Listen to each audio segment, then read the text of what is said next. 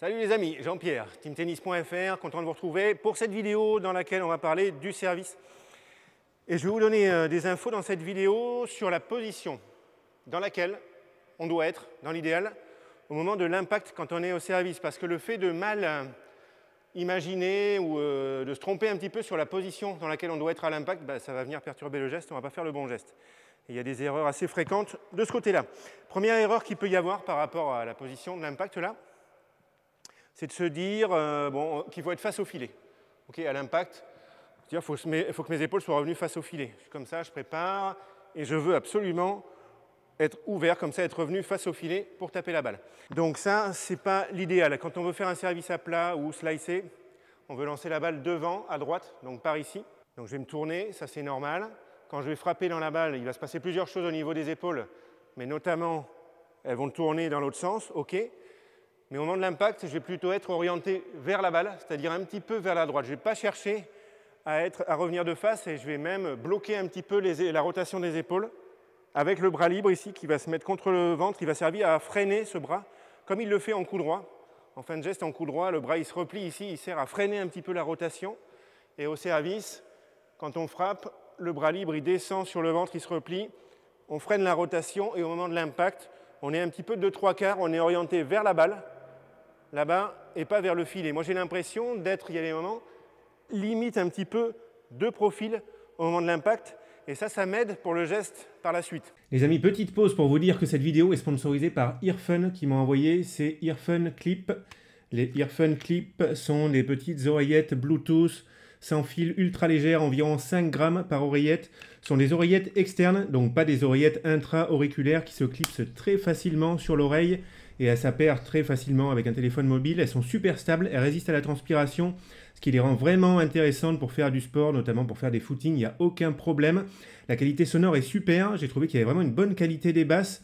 Et ces oreillettes, elles sont top pour écouter de la musique ou alors également pour les appels téléphoniques. La latence est très faible, inférieure à 50 millisecondes, ce qui les rend aussi intéressantes pour les vidéos ou alors pour le gaming. Autonomie très bonne, environ 10 heures et jusqu'à 40 heures en les rechargeant dans ce petit boîtier. Et à noter la présence d'un mode très sympa de petite charge rapide qui permet d'avoir 2h30 d'autonomie en seulement 10 minutes de recharge. On peut facilement contrôler l'activation des oreillettes, le volume, l'accès aux musiques précédentes, suivantes, avec un bouton qui est situé au-dessus de chaque oreillette. Un système que je trouve un peu plus précis et moins hasardeux, on va dire, que les contrôles tactiles que l'on trouve le plus souvent sur ce type d'oreillette. Les actions des boutons, elles sont paramétrables via l'application mobile Earfun Audio, qui donne aussi accès à un égaliseur et à de multiples paramétrages. Je précise que ces oreillettes ne sont pas dotées d'une réduction active du bruit, qui permet d'avoir un son encore plus immersif en se coupant des bruits environnants. Donc merci beaucoup à Earfun pour ces oreillettes qui sont vraiment sympas.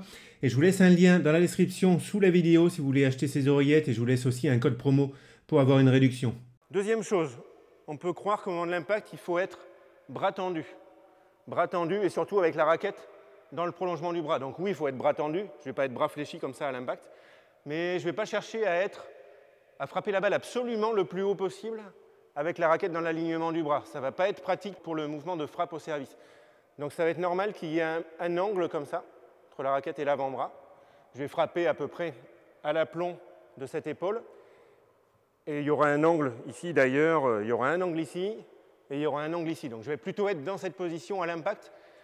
Et là, ici, au niveau du poignet avant-bras, le fait d'être comme ça va me servir à faire ce mouvement qui fait redescendre la raquette et qui donne de la puissance au service. Et si j'étais vraiment aligné, là, ce serait le bazar. Je serais obligé de trop utiliser le poignet, éventuellement de me faire mal au poignet. Alors que quand je mets un angle ici, ce n'est pas le poignet qui travaille, c'est l'avant-bras, c'est l'épaule. Et là, c'est beaucoup plus pratique. On ne cherche pas à être comme ça. C'est normal qu'il y ait un angle. Et je veux faire descendre la raquette avec l'avant-bras, à condition d'être en prise marteau. Autre chose au niveau de l'impact. Au moment de l'impact, il ne faut pas être avec les deux épaules qui sont comme ça à la même hauteur. Avant de déclencher, je suis avec l'épaule qui lance, qui est plus haute que l'épaule du bras directeur. Et quand je frappe, ça doit s'inverser. Cette épaule, elle descend, cette épaule, elle remonte. Et donc, j'ai la sensation de me grandir. Et il faut que j'ai cette épaule nettement au-dessus de cette épaule. Je ne suis pas droit comme ça. Je suis avec l'épaule qui frappe, qui est la plus haute. Ensuite, au niveau du bras libre, j'en ai déjà parlé un petit peu. Faire attention au bras libre. Il reste en haut, comme ça, après avoir lancé la balle jusqu'au dernier moment.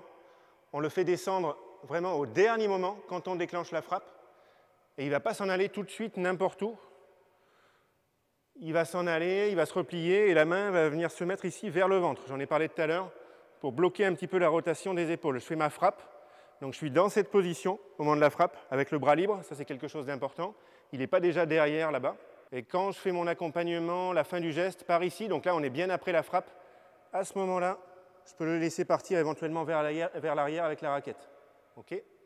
Je suis ici, il est vers le ventre, frappe dans cette position, et ensuite ça peut partir derrière. Ok les amis, je ne vais pas plus loin dans cette vidéo, mais déjà ça vous donne des éléments importants sur la position dans laquelle on est au moment de l'impact. Dites-moi en commentaire s'il y a des choses qui vous surprennent. Bon entraînement à tous les amis, on se retrouve bientôt dans une autre vidéo. Salut à tous, bon tennis.